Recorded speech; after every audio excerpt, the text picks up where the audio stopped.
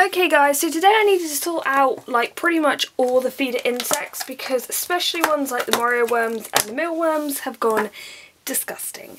So I think all the stuff they were originally in, they've chewed up and excreted, and there's some old food in here. So I really need to actually empty this and clean them out. It's probably going to be easier with these guys because they're a lot bigger than the mealworms.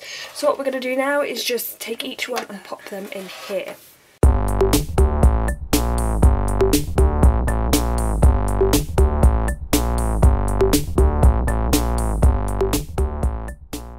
So that's all of them out. Now I'm just going to chuck this whole thing away, give it a thorough clean with just water, and I'll be back. Quick update, you know I did the video on the darkling beetles and I tried to see whether they would live in eco-earth. That didn't turn out well. Literally like pretty much the whole breeding colony died. I didn't have too many individuals, so that was okay. I guess it's better than having loads. I've got a cat here.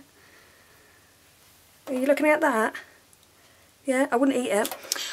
So I wouldn't follow my guide in that sort of video because, I mean, it's an experiment. I want to see whether it worked because I have heard that oats aren't the best thing to use, but I have yet to find a better solution.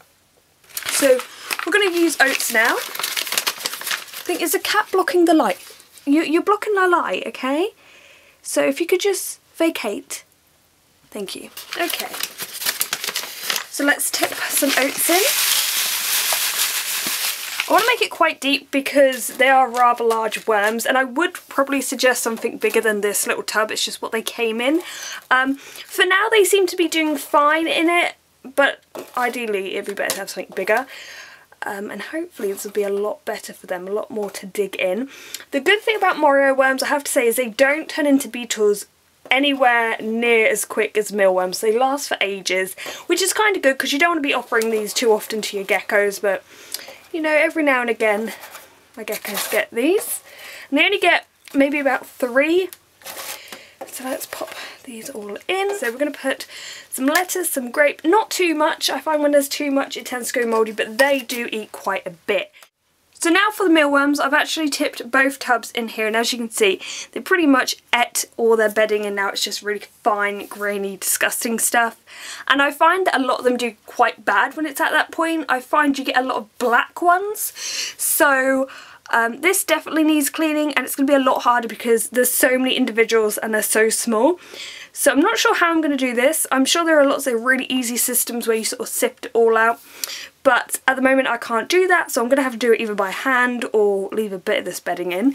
All I know for now is I'm going to go clean out these tubs they come in, and I'm going to fill them with oats and then try to sort these out.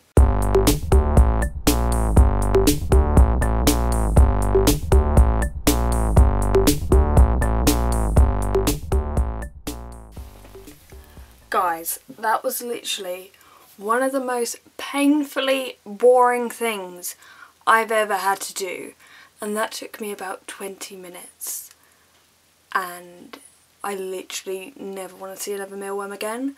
I think I need to buy like a sieve just for mealworms for this because that'll probably make it easier. As I said, if you've got any tips on what I can do in the future, that would be greatly appreciated. So for right now, I'm going to probably just put some food in for them and everything. They tend to only prefer small little bits because what they do is that when they eat it, they go and take it down to the bottom. So you think they don't have food, but they actually do. So I don't want to put in too much. I'm going to mainly put in the leaf parts. And also I just want to say that a lot of people, when they want a reptile, sometimes you don't think of the effort that goes into looking after live food, and in all honesty it's not that bad. You put in a bit of food every couple days maybe, and you know, for the most part you don't really think about it, but when it comes to stuff like this, oh my goodness, so annoying. Like, I'm going to breed these guys eventually. When they're beetles, they're just reproduce and I get free mealworms, and that is really good because you save loads of money, but it can become a bit of a chore sorting things out like this. But I'm sure there are easier ways around it. In regards to my crickets, I only buy them once a month. They last me, and they feed all the geckos and then I get some new ones. I don't bother feeding crickets just because they do generally tend to smell kind of bad, and they need more room than mealworms. I mean, to be honest, I would recommend bigger boxes than just this. So that isn't very good on my part, but yes, and make sure when you do use feeder insects to gut load them. It's incredibly important. And if you want to learn more about feeder insects, I have a whole playlist on it, so I'll leave a link for that. But thanks for watching this video, guys. Remember that video I did on darkling beetles? I wouldn't follow those instructions. It did not work, and I think they do prefer dry environments. I think the eco earth was just too... It must have just held in too much moisture or something. I don't know. There was no obvious reason why they died. I just found them dead. Anyway, thanks for watching, guys, and goodbye.